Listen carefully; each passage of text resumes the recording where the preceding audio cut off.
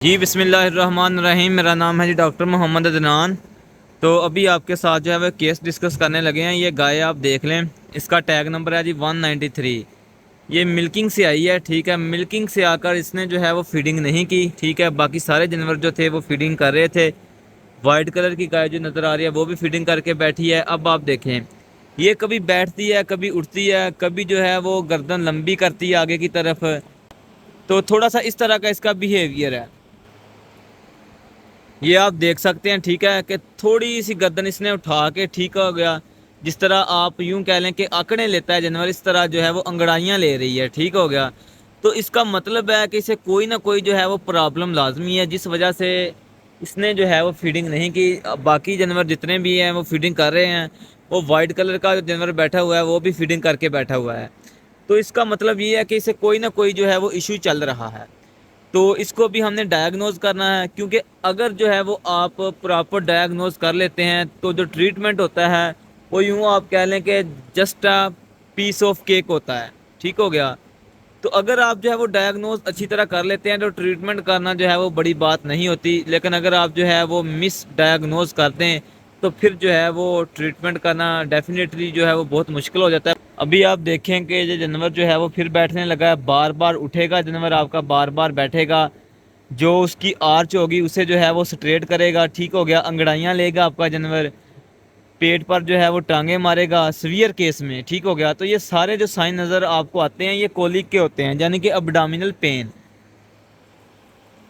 तो ये केस भी जो है वो अबडामिनल पेन का है। इसमें जो है वो जानवर को टेम्परेचर नहीं होता और आपको पता नहीं चल रहा होता कि आपका जानवर जो है वो उसको किस किस्म का मसला है। ये देखें, फिर जो है वो जानवर बैठने की तैयारी कर रहा है। ये देखें, बार बार बैठेगा, उठेगा, नीचे मुंह करके। ये आप देखें, फीड की तरफ नहीं जाएगा। इस वक्त जो है वो जानवर थोड़ा सा डिप्रेशन का शिकार है, आप देख सकते हैं। ये केस डिस्कस करने का मकसद ये है कि आपको पता चल सके कि आपने डायग्नोस जो है वो किस तरह चीज़ों को करना होता है।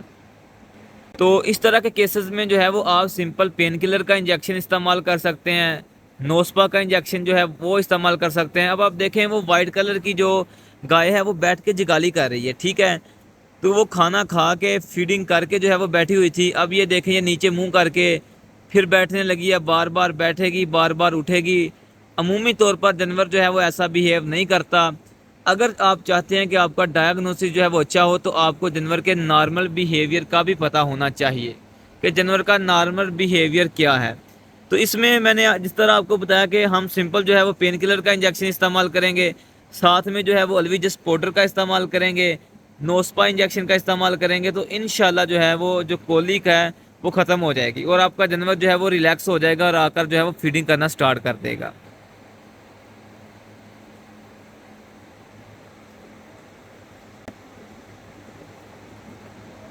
ये देखें आप, जानवर जो है वो बार बार जो है वो घूमी जा रहा है, ठीक हो गया।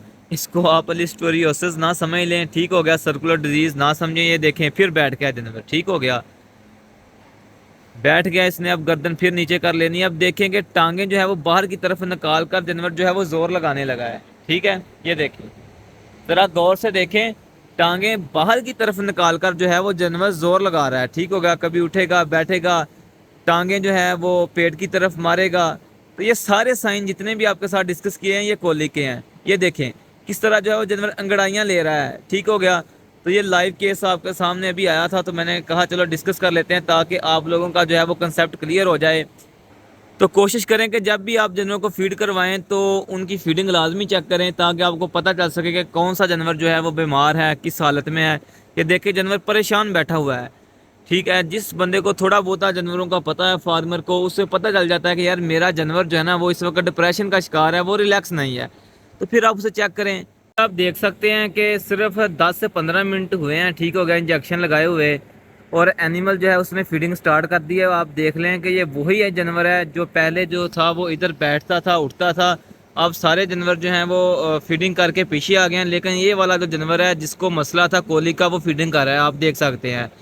तो लगाने के बाद जो है मैं इम्प्रूवमेंट की वीडियो आप लोगों के साथ शेयर कर रहा हूँ। आप लोग जो है वो देख सकते हैं कि जानवर जो है वो खुद फीडिंग टेबल पे है और चारा भी खा रहा है, आप देखें गौर से। तो इस तरह के केसेस जो है वो आपके साथ शेयर करने का मकसद ये है ताकि आप लोगों को पता चल सके कि आपने डायग्नोसिस जो है वो किन चीज़ों को देख के करना होता है। क्योंकि जब तक आपका जो है वो प्रॉपर डायग्नोज नहीं होगा, ठीक है, तो आप जो है वो कुछ भी नहीं कर सकते। अब देखें अक्सर फार्मर क्या करते हैं, वो देखते हैं यार हमारा जानवर जो है वो इस तरह जोर लगा रहा है बैठ के, वो ये समझना स्टार्ट कर देते हैं कि शायद ये बच्चा कराने लगा है। अब अल्हम्दुलिल्लाह ये जानवर भी जो है वो इस वक्त 6 माह का प्रेग्नेंट है तकरीबन, ठीक हो गया। तो इसलिए आपने जो है ना वो डिफ्रेंशिएट करना होता है चीज़ों को। जो नॉन इन्फेक्शियस डिजीज़ होती है जिसमें किसी किस्म का इन्फेक्शन नहीं होता, मोस्टली जो है वो मैदे के प्रॉब्लम होते हैं, उसमें स्टोमक का प्रॉब्लम होता है, उसमें जानवर को कभी भी जो है वो टेम्परेचर नहीं होता। जब भी कोई इन्फेक्शन होगा तो उसमें जो है वो जानवर को टेम्परेचर लाजमी होगा। तो आज के लिए इतना ही था, हमें इजाज़त दीजिएगा। अस्सलाम वालेकुम।